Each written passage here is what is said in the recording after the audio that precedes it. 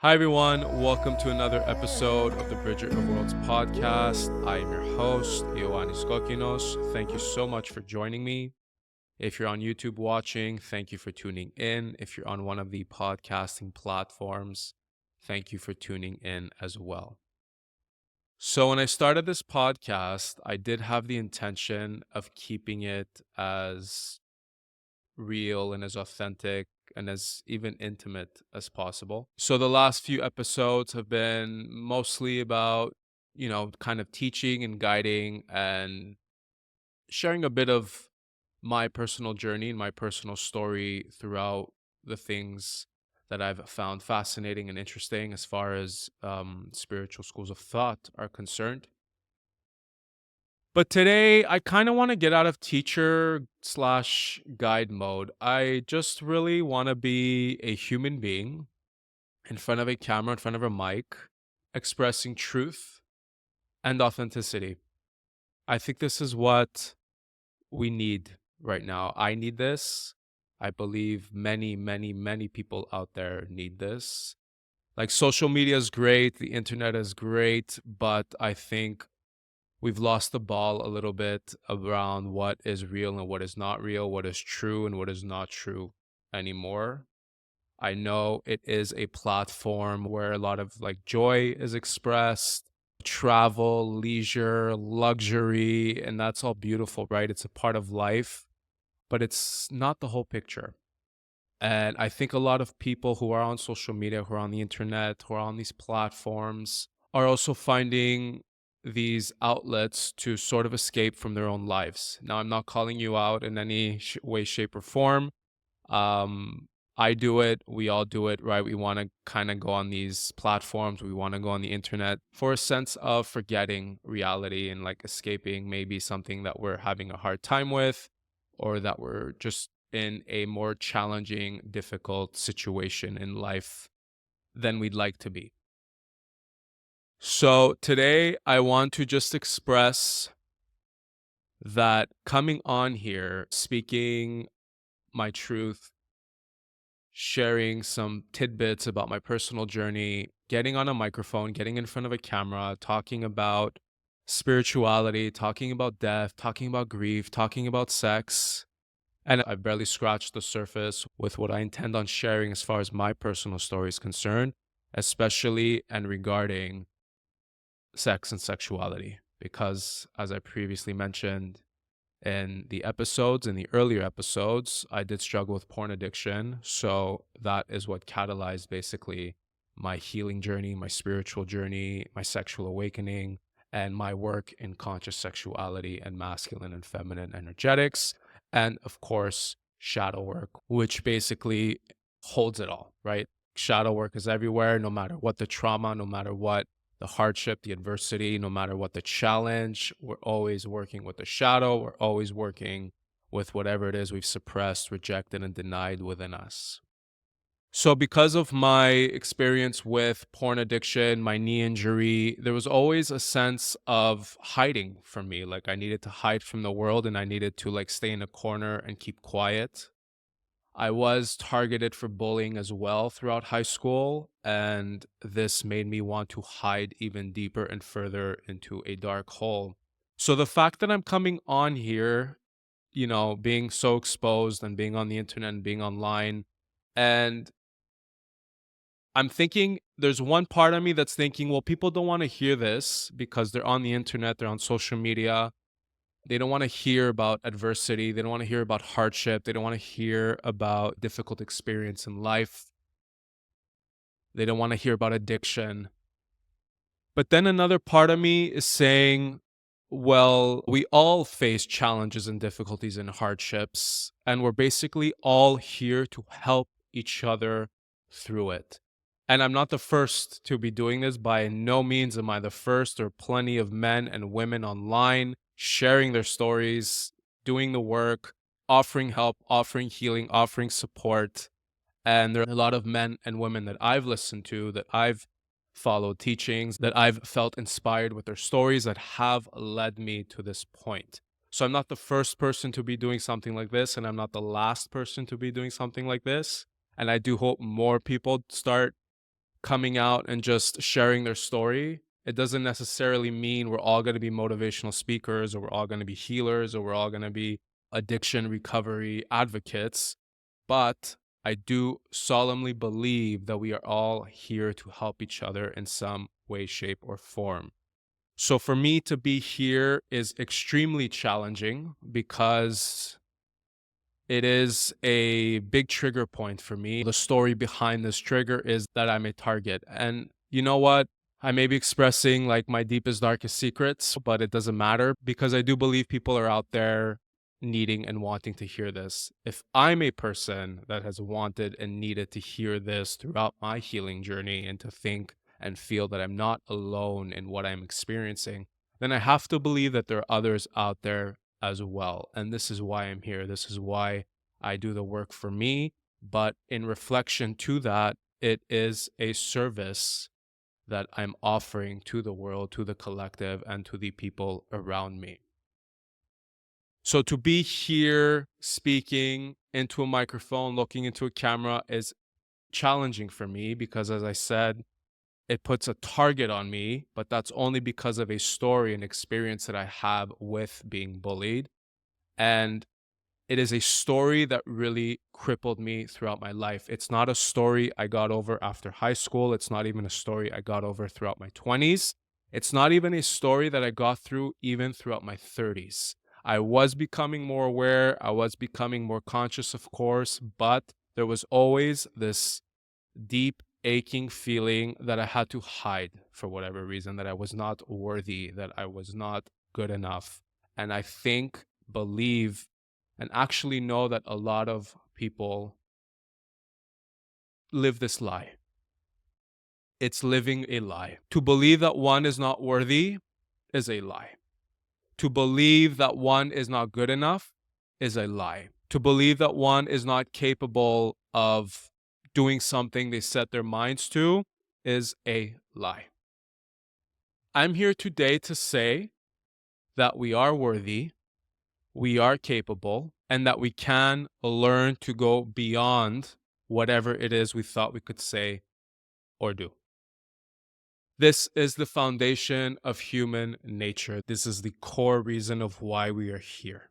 We are here to learn, we are here to experience, we are here to grow, and we are here to love. I just want to keep this podcast, the space, as real and as authentic as possible. As I said in episode 1, it's like a friend is coming over, we're having coffee, we're having a chat, and we're just opening up about the things that are alive inside our hearts. I know I'm on a camera, I know I'm behind a microphone. I do, I guess, in a sense, need to go into performance mode a little bit, but I'm human. You're human, we're all human beings, and as much as we all love to not have a certain suffering or a certain hardship or a certain pain in our lives, we cannot negate the fact that is all a part of life. And because porn addiction for me was that form of escape, back then there was no social media. So going online and watching porn was like the ultimate form of escape because I was neglecting my pain, I was neglecting my suffering, I was neglecting my grief. And I have learned that this is not at all the way. We are not to use escapism as a form of self-denial, self-rejection, and self-suppression. Escape is nice from time to time. Obviously, if we want to go on vacation or on a holiday, we want to just do something to kind of break our routine, to step outside of our reality. That's all fine and great.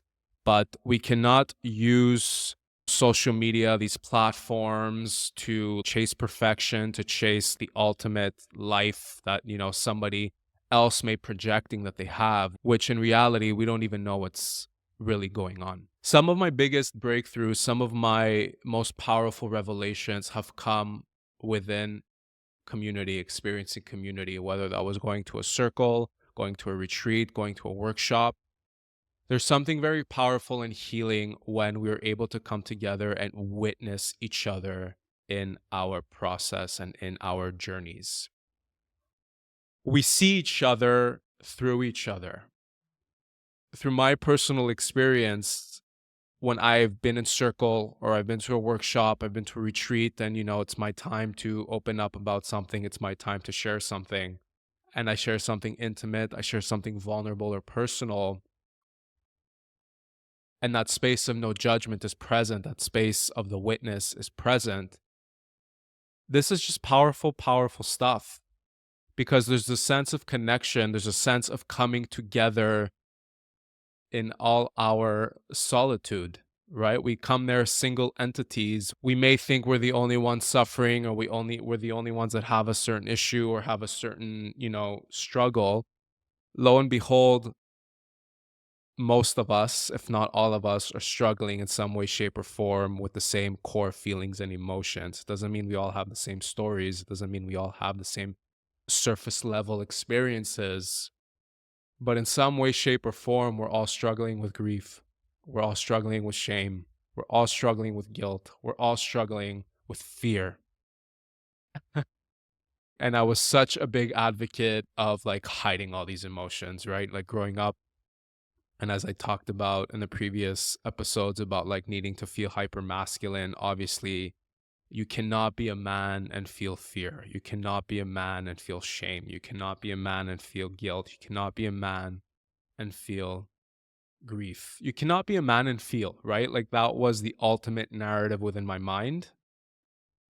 And it really paralyzed me. It froze me. It got me very, very stuck in life. I've missed out on amazing relationships, amazing romantic experiences, intimate experiences, friendships. I'm not going to sit here and say that I regret anything, because I do believe that everything, that every single scenario, every situation was a thread connecting to another thread that has led me to this point. Because if not for those experiences, I probably wouldn't be here speaking and creating a podcast, creating the space and offering the space for support, healing, consciousness, and love. But there was that gnawing feeling of like, I need to hide, I need to not participate, I need to do a certain thing to be deemed a certain someone. I need to have a certain thing to be deemed a certain someone. But I've learned that vulnerability and being open and exposing our truth, no matter where we are at, is the ultimate form of connection, is the ultimate form of giving and receiving love, is the ultimate expression of being alive. There's been quite a few days that have passed since my last recording of the previous episode. And there's a wall that I hit, right? Because even though we're striving and excited for change and new beginnings, that imposter syndrome will always kick in, right? And imposter syndrome is a voice inside our heads, inside our minds, inside our psyches telling us, who are we to do the new thing? Who are we to say that thing? Who are we to do something new, to embark on a new adventure? Who are we? But that is just the programming. That is just the ego's conditioning. That is basically just the trauma that we've experienced that wanted to keep us small, safe, and protected.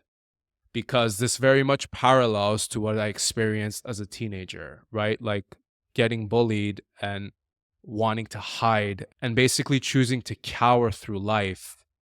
That is the narrative. That's the source of the voice telling me right now, who the fuck are you to get in front of a microphone? And who the fuck are you to get in front of a camera and to try and help people, to try and offer service, to try and offer some form of healing and enlightenment? And it's funny because as I say that out loud, it's not about being angry at that voice, right? And we can get very frustrated when that voice comes through telling us that we're an imposter and that we can't do that thing, we can't say that thing. It can be very frustrating.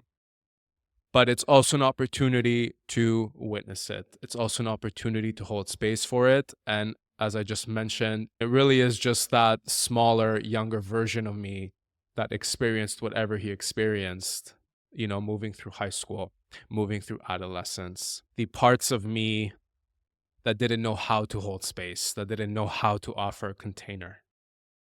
But I get to do that now because of what I experienced. Even though we hit a wall and, we want the breakthrough, we want the revelation. That struggle, that strife that we experience right before the breakthrough is very significant. It's not random and it's not for nothing. It is that struggle of, well, okay, this is who I used to be. This is what I used to think. This is what I used to believe. Fine. It's fair. It is fair because obviously it came from somewhere. But I don't necessarily have to follow or even believe that because that is not who I am anymore. That is not my truth anymore because for a very, very long time, that was my truth. My truth was that I'm not worthy, that I'm not able, that I'm not capable, that I'm not man enough, that I'm not in shape enough. So it just comes to show no matter what the story, no matter what your struggle, no matter what your voices are inside your head, no matter what the narratives are, most likely they have something to do with fear. They have something to do with shame. They have something to do with guilt. They have something to do with grief. These are like the core emotions we all struggle with. And as frustrating and annoying and ridiculously unwelcome they are, they're not going anywhere. So we have to deal with them. We have to offer the space. We have to, give them some breathing room. And when we hear what they have to say, when we hear, where they're coming from, and it's really just a matter of self-protection, self-defense, right? It's a smaller, younger part of you, so it just basically wants to feel safe. When we, from our current present state, are able to offer that safety, offer compassion, offer witnessing, that is how we build bridges. That is how we start to integrate parts of ourselves that have been severed and disassociated from each other. I wasn't sure what was going to come through today, but I told myself no matter what the imposter syndrome is telling me, no matter what my fear is telling me, no matter what my shame is telling me, show up as you are. And if I need to express that I'm afraid, if I need to express shame, if I need to be vulnerable, do it. Do it, do it, do it. I've already experienced the power, the love, the healing, the connection that is available when people are vulnerable, when we come together in community, when we go to a circle, a retreat, a workshop, even online. As I mentioned, plenty of men and women that I've heard, whether it's been on a TED Talks or they've shared a story on social media or I've heard a lecture, something, right? Like, I'm not the first or last person that's going to do this, but it is challenging me, but that does not mean that I don't do it.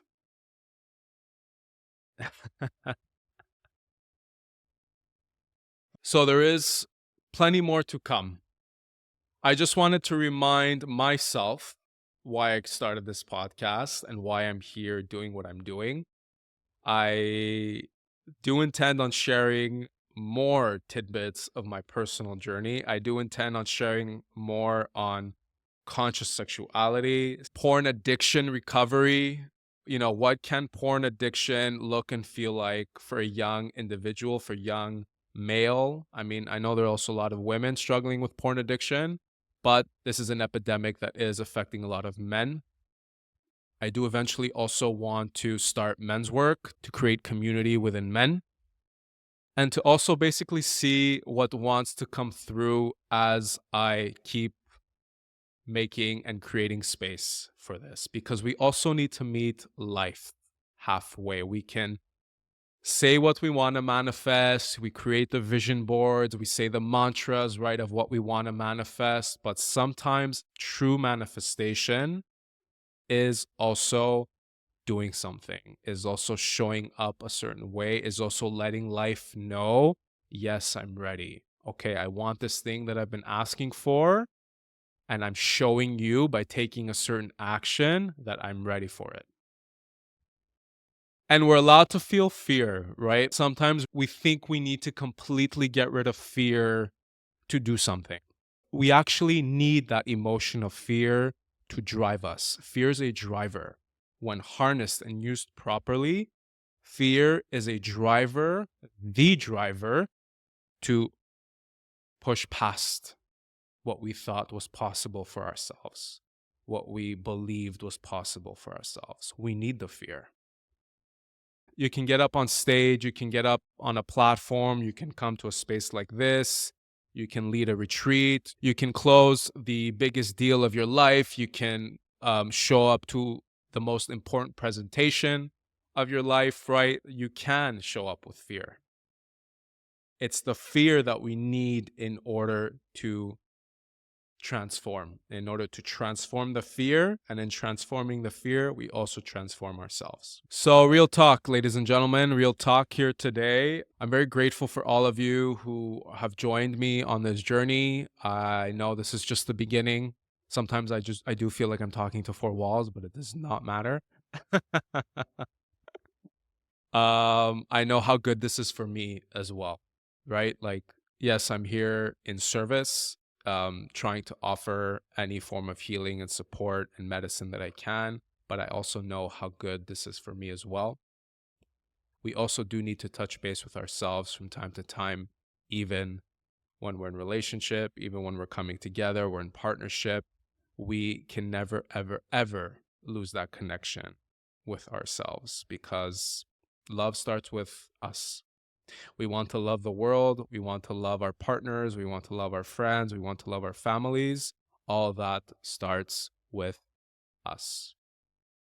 I will leave it here for today. I'm so grateful for you. I'm so grateful for this podcast, for this space that I'm able to do this, that social media and the internet allows me to do something like this, right? So we do need to use all these platforms for the greater and higher good and not just a form of escaping reality and even disconnecting from ourselves and avoiding the work that needs to get done. So this is a space that will constantly remind you the work that does need to get done. This is a space that reminds you that, okay, doing the work can be grueling, can be challenging, but it's so worthwhile. And this is hopefully a space that will feel safe, illuminating, enlightening, healing for whatever journey you are on and whatever journey you are headed toward.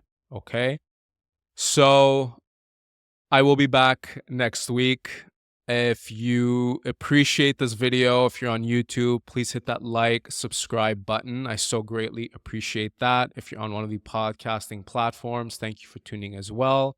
If you think a friend or a family member may benefit from these words, please go ahead and share this content. It does motivate me and help me improve and grow as a content creator as well.